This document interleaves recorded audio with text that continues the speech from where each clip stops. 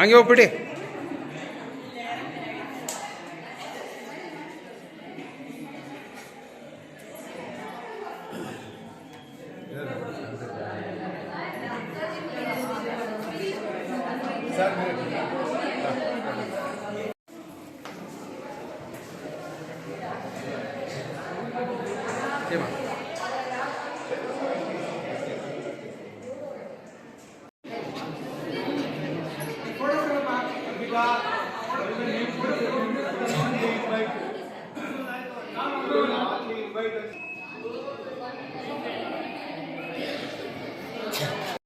ಕೂಡ ಸ್ಕಿಪ್ ಮಾಡ್ಕೋಬೇಡಿ. ಎಷ್ಟು ಪಾಯಿಂಟ್ ಬರುತ್ತೋ ಅಷ್ಟೇ ಬರೀರಿ. ಇದು ನನಗೆ ಬರಲ್ಲ ಅಂತ ಬಿಟ್ಟು ಬಂದ್ರೆ ಅದು 3 ಕೂಡ ಜಾಗ 2 ಕೊಡ್ತಾರೆ. ಎಲ್ಲ ಪ್ರಶ್ನೆಗಳನ್ನು 38 ಇದ್ದಾರೆ, 38 ಕ್ವಶನ್ ಅಟೆಂಡ್ ಮಾಡಿ. ಬರೀ ಪಾಸ್ ಮಾರ್ಕ್ಸ್ ಸಾಕು ಸರ್, ನನಗೆ ಬೇಡ ಅಂತ ಅನ್ಕೋಬೇಡಿ. 95 ಸ್ಕೋರ್ ಬಂದ್ರೆ ಒಳ್ಳೊಳ್ಳೆ ಕಾಲೇಜ್ಗಳಲ್ಲಿ ಸೀಟ್ ಕೊಡ್ತಾರೆ. ಆಗ ನಮ್ಮ ಸಾರ್ಗಳೆಲ್ಲ ಹೇಳಿದ್ರು, ಇಲ್ಲ ಸರ್ ಜಸ್ಟ್ ಪಾಸ್ ಆಗ್ತೀವಿ ಅಂದ್ರು ಕೂಡ ಅದರಿಂದ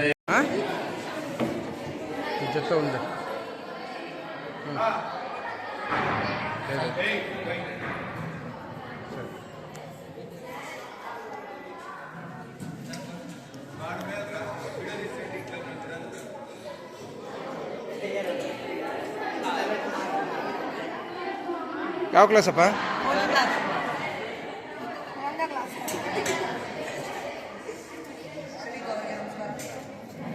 ಏಯ್ ಶೆಟ್ಟಿ, ಏಯ್ ನೋಡಬಲ್ಲಿ.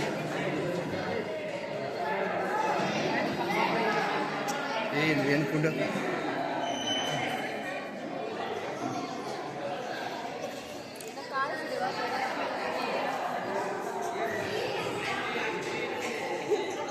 ತಲೆ ಬಾಚ್ಕೊಳ್ಕೋ ಟೈಮ್ ಇಲ್ಲ ಪಾಪ.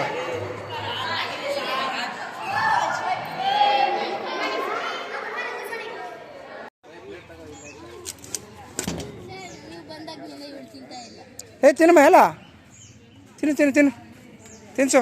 ಇಲ್ಲ ಪರು ಸರ್ ಇದ್ರೆ ಹೊಡಿತಾರೆ. ತಿನ್ನಮ್ಮ, ಸಾವಿರ ಕೊಡ್ತಾಳೆ ಲೇಪತ್ತೆ. ಇಲ್ಲಿ ನೋಡಮ್ಮ,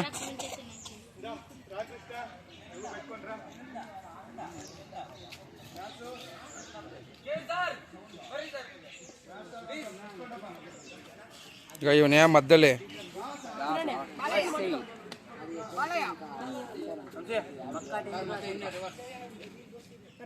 ಏನಡ್ಡ ಬಾಬು, ವೆಜ್ ಅಂದ್ರೆ ಈ ಕಡೆ ಬಂದ್ಬಿಟ್ಟಿದ್ಯಾ? ಅದಕ್ಕೆ ಹೇಳಿದ್ದೆ ಅವಾಗ. ಅವೆಲ್ಲ ಆಗಿದೆ. ಹೂನು ಏ ಮಧ್ಯದಲ್ಲಿ ಸ್ವಲ್ಪ ಎದ್ದೇಳ್ರಿ, ಅವನು ಕೂತಿರೋದು ಈ ಕಡೆ. ಏಯ್ ಸ್ವಲ್ಪ ಏ ಮೇಲೆ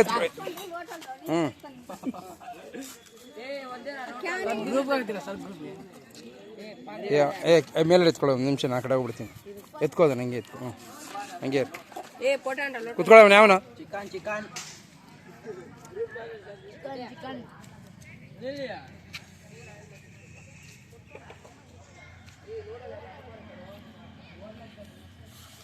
ಎತ್ಕೊಂಡು ನಡೀರಿ ಸ್ವಲ್ಪ.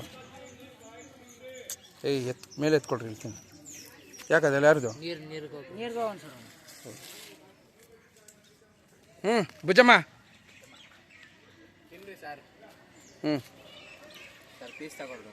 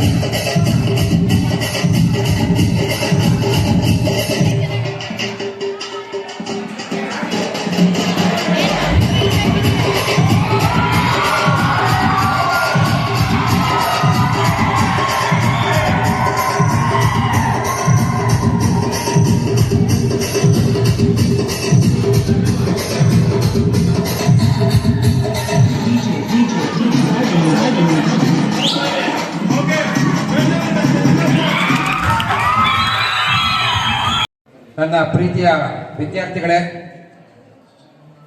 SSLC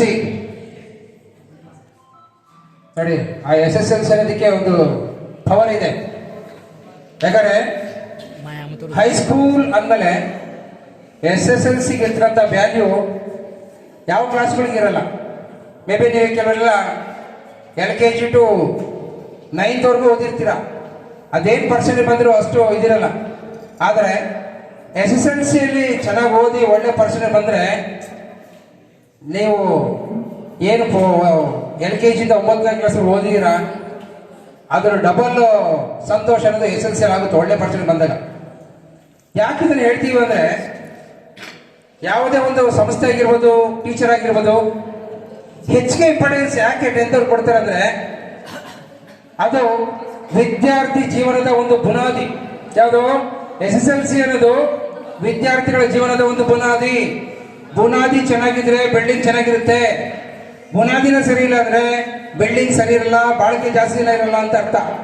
ಅದಕ್ಕೋಸ್ಕರನೇ ಹೆಚ್ಚಿಗೆ ಪ್ರೊಸೆಸರ್ ಯಾಕೆ SSLC ಮೇಲೆ ಹಾಕ್ತಾರೆ ಅಂದ್ರೆ ಇದೇ ಉದ್ದೇಶಕ್ಕೋಸ್ಕರನೇ. ಯಾಕಂದ್ರೆ ಇದು ಜೀವನದಲ್ಲಿ ಟರ್ನಿಂಗ್ ಪಾಯಿಂಟ್. ನಿಮ್ಮ ಲೈಫ್ ಏನು ಅನ್ನೋದನ್ನ ನೀವು SSLC ಅನ್ನೋದು ಡಿಸೈಡ್ ಮಾಡುತ್ತೆ ಗೊತ್ತಾ. ಯಾಕಂದ್ರೆ ಲೈಫ್ ಡಿಸೈಡ್ ಅನ್ನೋದು ಆಗೋದು ಎಲ್ಲಿಂದ ಅಂದ್ರೆ ಆಫ್ಟರ್ SSLC. 10th ಅಲ್ಲಿ ಒಳ್ಳೆ ಪರ್ಸೆಂಟ್ ಬಂದ್ರೆ ಅಲ್ಲಿ ಸೈನ್ಸ್ ತಗೋತಾರೆ, ಇಲ್ಲ ಸ್ವಲ್ಪ ಕಡಿಮೆ ಪರ್ಸೆಂಟ್ ಬಂದ್ರೆ ಕಾಮರ್ಸು, ಇಲ್ಲ ಪರ್ಸೆಂಟೇಜ್ ಕಡಿಮೆ ಇದ್ರೆ ಆರ್ಟ್ಸ್. ಅಲ್ಲಿ ಲೈಫ್ ಡಿಸೈಡ್ ಆಗುತ್ತೆ. ಸೈನ್ಸ್ ತಗೊಂಡ್ರೆ ಈಗ ಇರ್ತಕ್ಕಂಥ ಕಾಂಪಿಟೇಟಿವ್ ಇಯರ್ಸ್ ಅಲ್ಲಿ ಸೈನ್ಸ್ ತಗೊಂಡ್ರೆ ತುಂಬಾ ಅವಕಾಶಗಳಿದೆ. 2ನೇ ಪ್ಲೇಸ್ ಕಾಮರ್ಸ್ ಇದೆ, 3ನೇ ಪ್ಲೇಸ್ ಆರ್ಟ್ಸ್ ಇದೆ. ಎಲ್ಲ ಪೇರೆಂಟ್ಸು ಯಾರು ಕೇಳಿದ್ರು ಅವ್ರು ಅದೇ ಹೇಳೋದು, ಇಂಜಿನಿಯರು ಇಲ್ಲ ಡಾಕ್ಟ್ರು ಅಂತ. ಪ್ರಪಂಚದಲ್ಲಿ ಇಂಜಿನಿಯರ್ ಡಾಕ್ಟರ್ ಬಿಟ್ಟರೆ ಬೇರೆ ಇರಲ್ವಾ? ಇದ್ದಾರೆ. ಆದರೆ ಮಲ್ಟಿ ಆಪ್ಷನ್ಸ್ ಅನ್ನೋದು ಸೈನ್ಸ್ ಅಲ್ಲಿ ಇದೆ. ನೀವು ಒಂದು ತಿಳ್ಕೊಳ್ಳಿ, ಸೈನ್ಸ್ ಅಲ್ಲಿ ಇದ್ದಷ್ಟು ಆಪ್ಷನ್ಸ್ ಬೇರೆ ಯಾವ ಇದರಲ್ಲೂ ಸಿಗಲ್ಲ. ಈ ಕಾಮರ್ಸ್ ತಗೊಂಡಾಗ CA ಚಾರ್ಟರ್ಡ್ ಅಕೌಂಟು, ಇಲ್ಲ BCom, ಇಲ್ಲ ಕಂಪ್ಯೂಟರ್ ಸೈನ್ಸ್ ಇರುತ್ತೆ.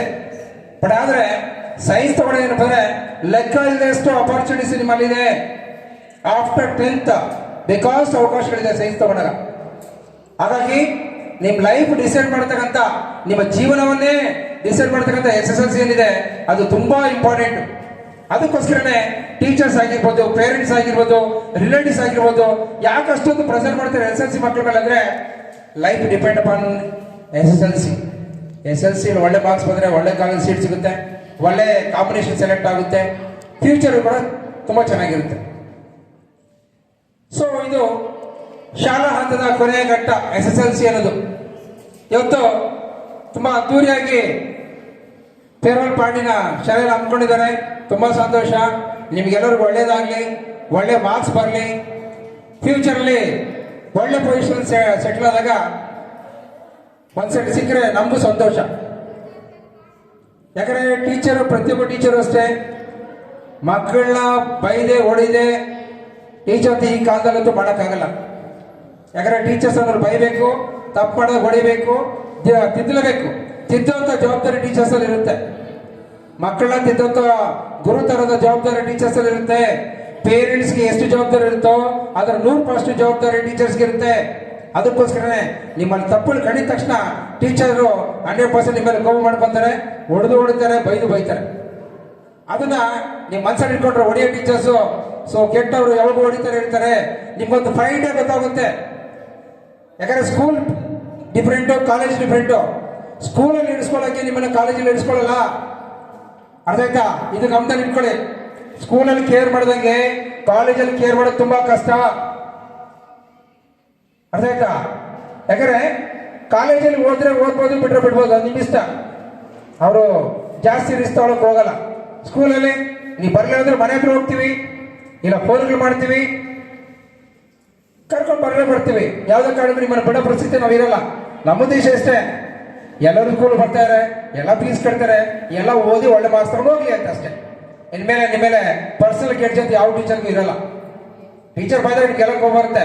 ಬಟ್ ಒಂದು ಫೈನ್ ಡೇ ನೀವು ಅರ್ಥ ಮಾಡ್ಕೊಂತೀರಾ.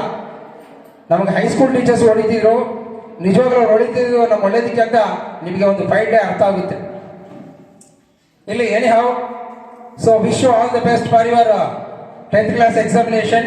ಹಾಗೆ 9th ಅವರು ಬಂದಿದ್ದೀರಾ. ನೆಕ್ಸ್ಟ್ 10th ಹೋಗೋಂಥ ಬ್ಯಾಚು ದಯವಿಟ್ಟು 9th ಅವ್ರು ಏನಿದ್ರೆ ಈಗ ನಿಮ್ಗೆ ಏನೋ ಬೇಕಾದಷ್ಟು ಕಾಲಾವಕಾಶ ಇದೆ. First select your goal. What is my percentage in 10th class ಅನ್ನೋದನ್ನ ಇವತ್ತೇ ಒಂದು ಕ್ವಶನ್ ಮಾರ್ಕ್ ಹಾಕೊಳ್ಳಿ ನೀವು 9th ಅವರು ಹಾಕೊಂಡು ಏನು ಪರ್ಸೆಂಟೇಜ್ ನಿಮಗೆ ಬರ್ಬೇಕು ಅನ್ಕೊಂಡಿದ್ದೀರಾ. ಸೊ ಈಗಿಂದ ಅದನ್ನ ಪ್ರಯತ್ನ ಮಾಡಿ. ಇಬ್ಬರಿಗೂ all the best. Thank you. Thank you for your valuable and motivational speech, sir. Now I would like to call RK sir to deliver a speech on this occasion.